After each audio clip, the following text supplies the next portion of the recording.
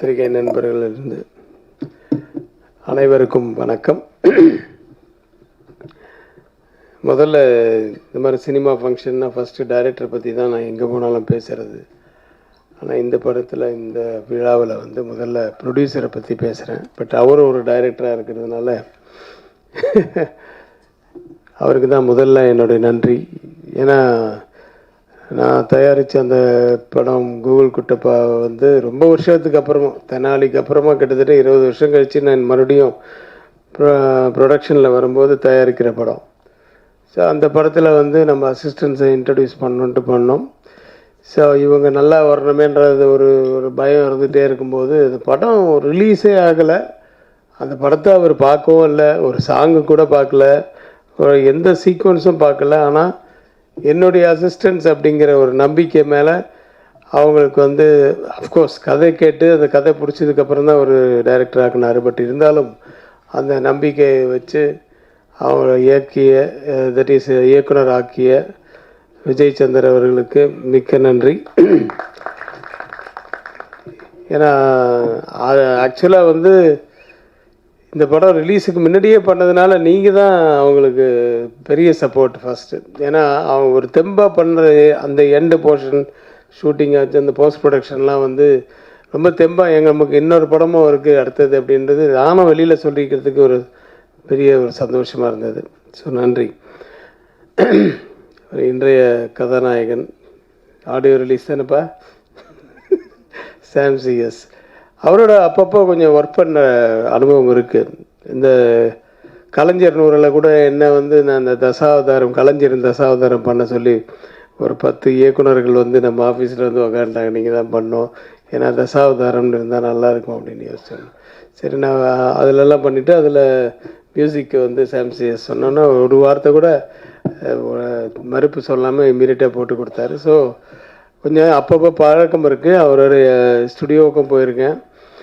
ஒரு மாதிரி வித்தியாசமான ஒரு வாய்ஸ் அவருக்கு. இந்த படத்தில் கூட இந்த மயக்கிட்ட நீங்கள் தானே பாடியிருக்கீங்க, அந்த மாதிரி வாய்ஸ் நிறைய பாட்டுகள் அவர் வித்தியாசமான வாய்ஸில் பாடியிருக்காரு. மியூசிக் மேலே ஒரு பயங்கர ஒரு வெறி. ஆஃபீஸில் வந்து என் கூட பேசும்போது சொல்லியிருக்காரு. அதை பற்றியெல்லாம் பெருசாக வந்து ஞானஸ்தன் அப்படின்னு நான் சொல்லிக்க மாட்டேன் என்ன, ஆனால் வந்து வெறி இருக்குது சார், எனக்கு நிறைய வெறி இருக்குது. அதை போடணும், இது பண்ணோம், இப்படி பண்ணோம், வித்தியாசமாக பண்ணோன்ட்டு அந்த வெறி கொஞ்சம் கொஞ்சமாக தெரியுது. ஒவ்வொரு படத்துலையும் அப்படி மெருகேறிட்டே போகுது. Continue that. All the best Sam. Art director Ilaiyaraaja மிக எனக்கு வந்து ஒரு அருமையான நண்பர். அந்த நிறைய லொக்கேஷன்ஸில் ஷூட் பண்ணோம். அந்த கோட்டிக்குப்பா சுதீப் படம் கர்நாடகத்தில், அதாவது இங்கே இந்தியாவுக்குள்ளே தான், ஆனால் நிறைய அங்கே பெங்களூரு, மறுபடியும் சென்னை, மறுபடியும் கொடைக்கானல், இது மாதிரி நிறைய இதில் பண்ணோம். ஸோ நிறைய அவருடைய அனுபவங்கள்லாம் கேட்டுக்கிட்டேன். அவர் தான் விஸ்வரூபமெல்லாம் பண்ணியிருக்காரு. ஸோ அந்த விஸ்வரூபத்தில் எப்படி அந்த நேச்சுரலாக இதெல்லாம் பண்ணிங்க, அப்புறம் கமல் சாரோட எப்படி அப்படின்ற மாதிரி விஷயங்கள்லாம் நிறைய சொல்லுவார். இனிய நண்பர் அவர், நல்ல ஆர்ட் டைரக்டர்.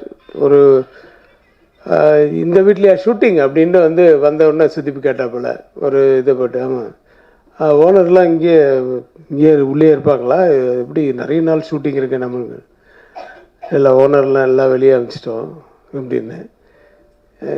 எப்போ வெளியே அனுப்பிச்சிட்டிங்களா, வேறு இடத்துல இருந்த லொக்கேஷன் செட்டுக்கு அது அப்படின்னு.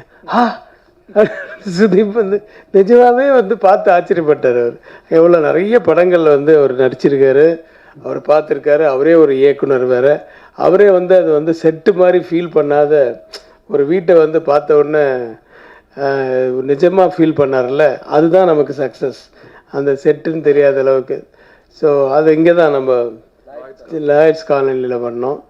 ஸோ இது மாதிரி நிறைய அனுபவங்கள் இருக்குது அவரோட. வாழ்த்துக்கள் என்னுடைய அசிஸ்டன்ஸுக்கிட்டேயும் ஒர்க் பண்ணதுக்கு. நிறைய டெக்னீஷியன்ஸ் ப்ளஸ் பிரதீப், அந்த எல்லாருக்கும் என்னுடைய வாழ்த்துக்கள். நிறைய பேர் எனக்கு நேரடி பரிச்சயம் இல்லை, ஆனால் படம் நான் பார்த்தேன். ஹன்சிகாவுக்கு எந்த மாதிரி பெர்ஃபார்மன்ஸு வரும் அப்படின்றலாம் தெரியும் இருக்குது. ஆனால் இதில் வந்து டக்குன்னு சேஞ்ச் பண்ணுறதெல்லாம் வந்து ரொம்ப பிரமாதமாக பண்ணியிருந்தாங்க. சில இடத்துல வந்து அந்த ஃபேஸ் எல்லாம் சேஞ்சு பண்ணி அது பார்க்கும்போது அதில் சிஜி வேறு இதில் இருந்தது. பட் அது ரொம்ப ரொம்ப நல்லா இருந்தது. எல்லாமே அந்த குழந்தைக்காக தான் அந்த சென்டிமெண்ட் இருக்குது படத்தில். சென்டிமெண்ட்டு மட்டும் இல்லை, அந்த செகண்ட் ஹாஃபில் அந்த சென்டிமெண்ட்டு தான் ரொம்ப அது டச் ஆகிற இடம். அதுதான் ஒரு குழந்தைக்காக கார்டியன் என்ற டைட்டிலே வந்து என்ன சொல்ல வராங்க அப்படின்னு சொல்லும்போது, அந்த கார்டியன் என்ற டைட்டில் அந்த எண்டில் தான் எனக்கு வந்து திருப்தியாக இருந்துச்சு. It's really she is a Guardian for that girl அப்படின்ற ஃபீல் வந்துச்சு. அதுக்கு மேலே கதையை சொல்லக்கூடாதுல்ல. அந்த லேடி ஆர்டிஸ்டில் அந்த அவங்க அம்மாவாக நடித்தவங்க எல்லாருமே ரொம்ப நல்லா பண்ணியிருந்தாங்க. தங்கதுரை ஆஸ் யூஷுவல் நீயும் மொட்டை ராஜேந்திரனும் பின்னிட்டீங்க.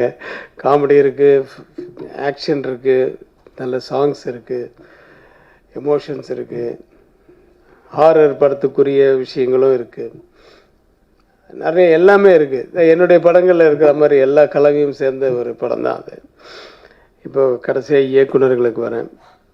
இந்த சபரி கிரீசன், குரு சரவணன், இவங்க தான் இப்படி தான் பேர் வரும் என்னுடைய படங்களில். அவங்களுடைய பேரெல்லாம் இவங்க 2 பேரையும் வந்து ஆக்சுவலான கோவில் குட்டைப்பாக்கு வந்து இந்த 2 பேர் தான் வந்து இந்த மலையாள படத்தை ஒன்று காமிச்சு நீங்கள் நடிக்கணும் அப்படின்னாங்க. அதுக்கப்புறம் தயாரிப்பாளர் ஆகிட்டேன்னு வச்சுக்கோங்க.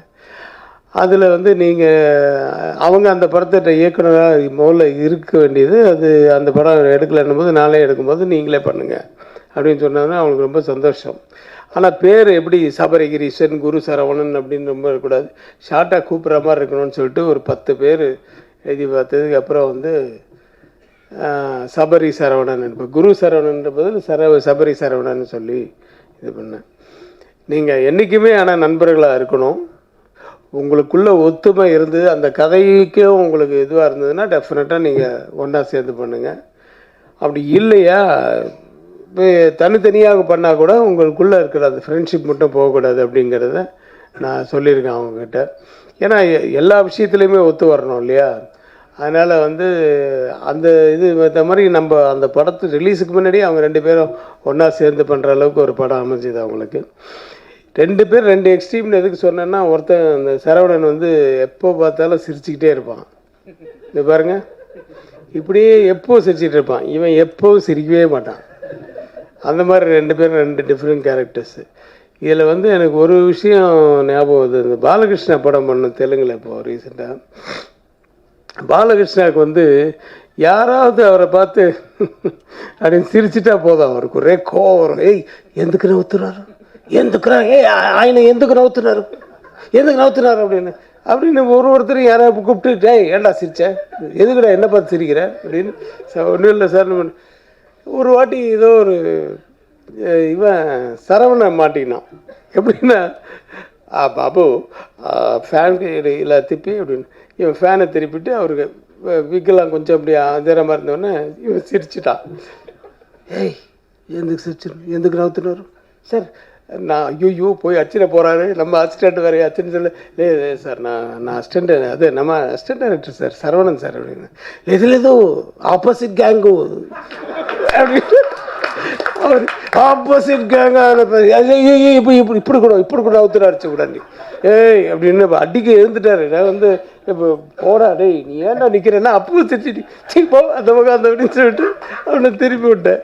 ஸோ அவருக்கு வந்து எப்போவுமே ஒரு டவுட் இருக்கும் யார் பார்த்தாலும். ஆனால் ரொம்ப நல்ல மனுஷன், வெரி நைஸ் டு வாட் ஒரு இதுலேயுமே வந்து பழக்கத்து இதிலெல்லாம் வந்து ரொம்ப நல்லவர்.